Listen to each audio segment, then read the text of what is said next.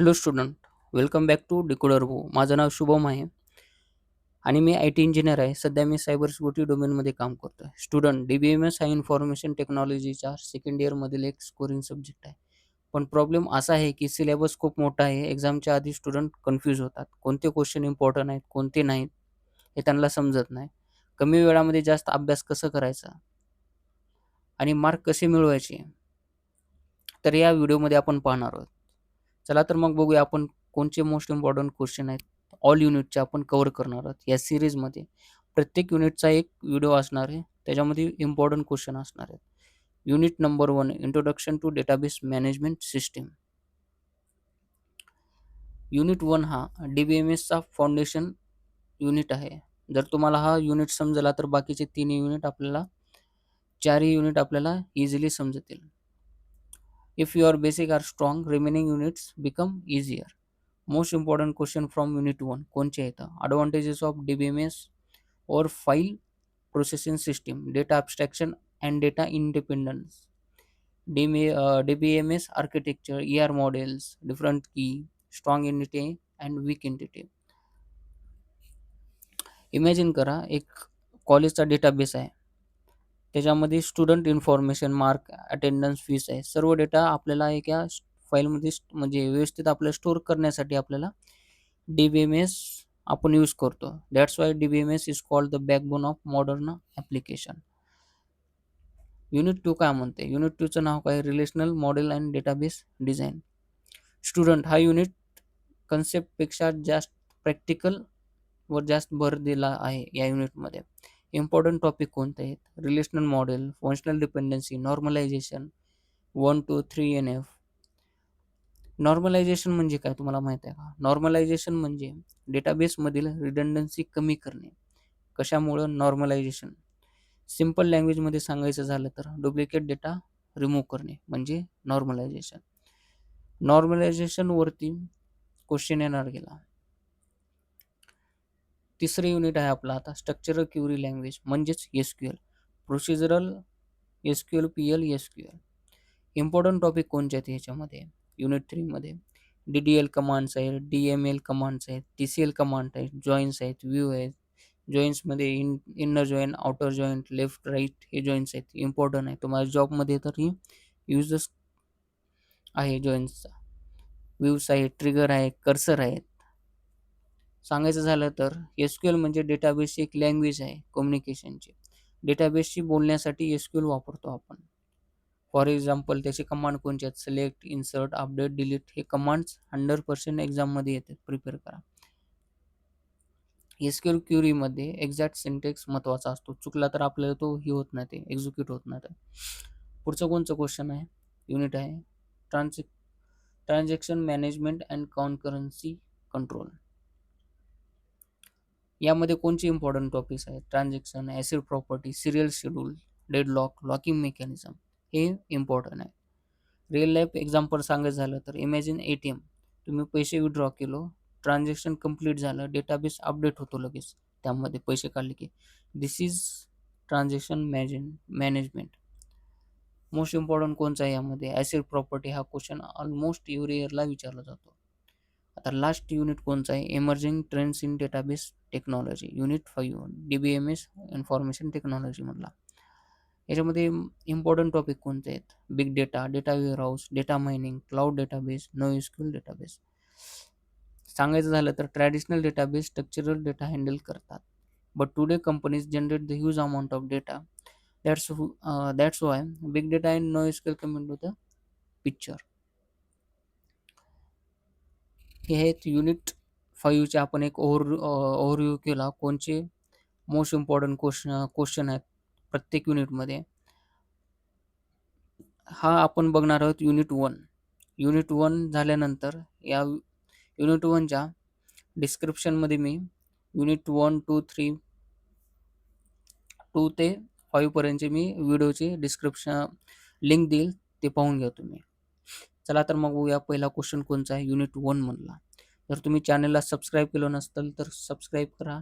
WhatsApp चॅनलला join करा तुम्ही.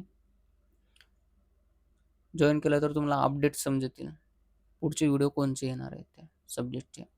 चला तर मग बघूया unit 1 introduction to database management system. Explain the advantages of DBMS over file processing system.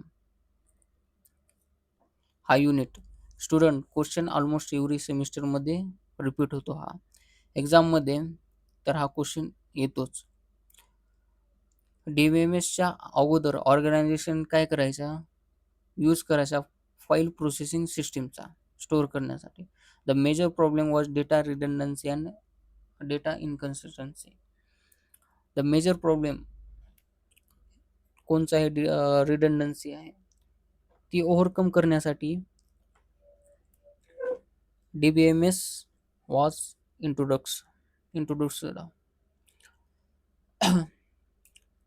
तर यामध्ये आपल्याला काय करायचं, आपल्याला ॲडव्हांटेजेस काय लिहायचे, आपल्याला ॲडव्हांटेजेस पॉईंट टू पॉईंट लिहायचे, असं पॅराग्राफला लिहायचं नाही.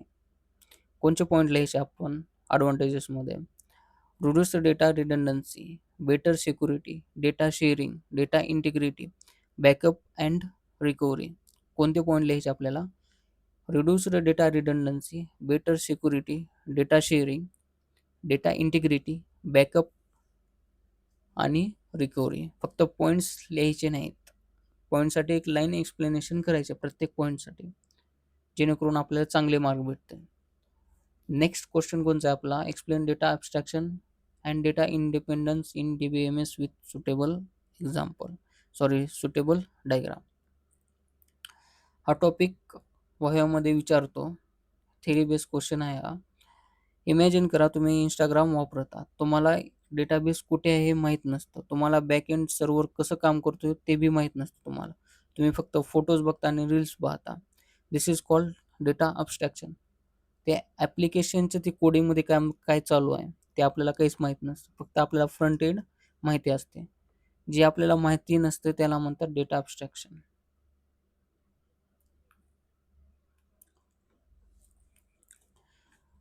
नेक्स्ट क्वेश्चन कोणता आहे? Difference between the logical data independence and physical data independence. Okay, याच्यामध्ये कोणचं आहे? डेटा इंडिपेंडन्स म्हणजे काय? डेटाबेस स्ट्रक्चरमध्ये जर चेंजेस झाले तर मेन ॲप्लिकेशनला इफेक्ट होत नाही, पडू नये म्हणून डेटा इंडिपेंडन्स असतो. याचे टाईप्स कोणते आहेत? Physical data independence, logical data independence. हे दोन टाईप्स आहेत. एक्झामिनरला जर आपला इम्प्रेस करायचा असेल तर रिअल लाईफ एक्झाम्पल द्यायचे, चांगले मार्क भेटतील आपल्याला. यामध्ये काय करायचं, आपण आन्सर रायटिंग जी आहे ती सुधारली पाहिजे. तुम्ही किती बी असं चांगलं लिहा आणि अक्षर नाही चांगलं काढा, तुम्हाला मार्क भेटत नाही. एक्झाम्पल काय द्यायचं आपलं रिअल लाईफचं? सर्व्हर अपग्रेड केला, स्टोरेज टेक्नॉलॉजी चेंज केली, बट ॲप्लिकेशन सेम चालतं. That is physical data independence. Next question कोणचा आपला? Explain the overall structure and component of DBMS with neat diagram. हा क्वेश्चन डायग्राम बेस्ड आहे. स्टुडंट, माझी एक request आहे, डायग्राम प्रॅक्टिस करा. इंजिनिअरिंग स्टुडंट डायग्राम टाळतात, मला माहीत आहे, पण डायग्राममुळे एक्झामिनरला लगेच समजते की कन्सेप्ट क्लिअर आहे याची. त्यामुळे फक्त तो डायग्राम बघतो आणि आपल्याला चांगले मार्क देतो. आर्किटेक्चरमध्ये बी एक्सप्लेन करा. User, application, program, DBMS, database हे एक्सप्लेन करायचं आपण. सोपं आहे. पुढचं कोणचं आहे? Data modelling. चला तर मग बघूया कोणचं आहे डेटा मॉडेलिंग. डेटा मॉडेलिंग म्हणजे काय असतं? डेटाबेस तयार करण्याआधी स्ट्रक्चर डिझाइन करणे. स्ट्रक्चर डिझाइन करणे म्हणजे डेटा मॉडेलिंग.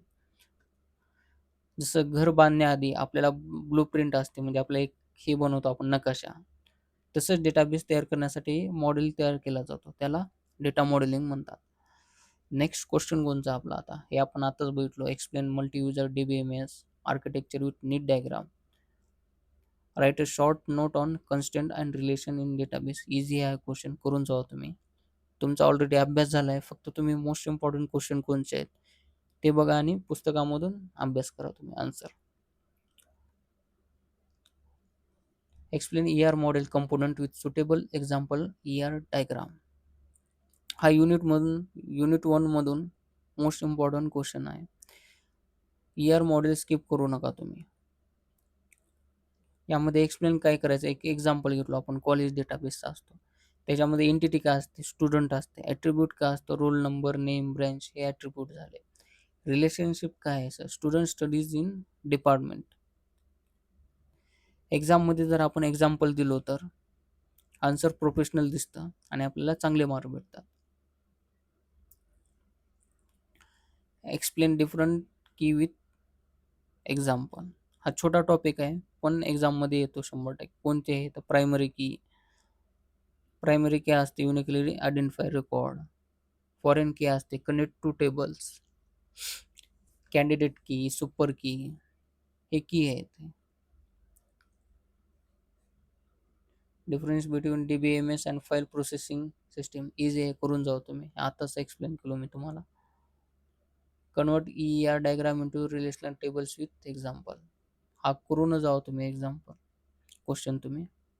ऑलरेडी तुमचा अभ्यास झालेला आहे, फक्त तुम्हाला मोस्ट इम्पॉर्टंट क्वेश्चन कोणचे आहेत, जेणेकरून तुमचा टाईम वेस्ट होऊ नये एक्झाममध्ये, एक्झामच्या अगोदर. हे रूल्स तुम्ही पाठ करा तुम्ही.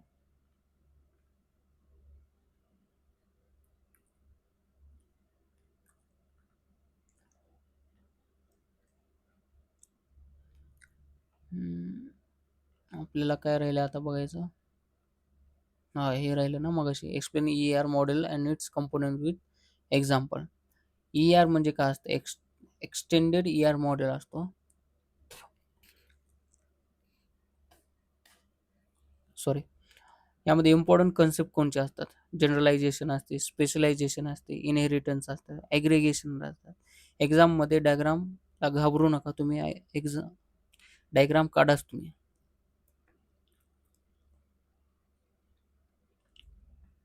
मोस्ट इम्पॉर्टंट क्वेश्चन आहे हा. Explain database language in DBMS. Easy आहे, करून जाऊ. एक्सप्लेन काय करत बसत नाही मी. Write short note on entity and attribute in ER model. Explain strong entity, weak entity with example. Explain different data models in DBMS. Explain entity attribute relationship with example. Easy आहे ते question आहे. Explain generalisation and specialisation ER model. हा important question आहे, तुम्ही करून जा. जर तुम्ही चॅनलला सबस्क्राईब केलं नसाल तर सबस्क्राईब करा, डिकोडर भाऊला. चला तर मग बघूया आपण नेक्स्ट युनिट 2चे आपण मोस्ट इम्पॉर्टंट क्वेश्चन बघूया आपण. जर तुम्हाला व्हिडिओ युजफुल वाटला असेल तर तुमच्या फ्रेंडला शेअर करा. व्हिडिओ आवडला तर त्याच्या कमेंट बॉक्समध्ये तुम्हाला काय प्रॉब्लेम आहे ते, कोणत्या क्वेश्चनचा प्रॉब्लेम आहे तुम्ही टाकू शकता ते. जर तुम्हाला कोणत्या सब्जेक्टचे तुम्हाला पाहिजेत व्हिडिओ आपल्या यूट्यूब चॅनलवरती ते पण टाकू शकता.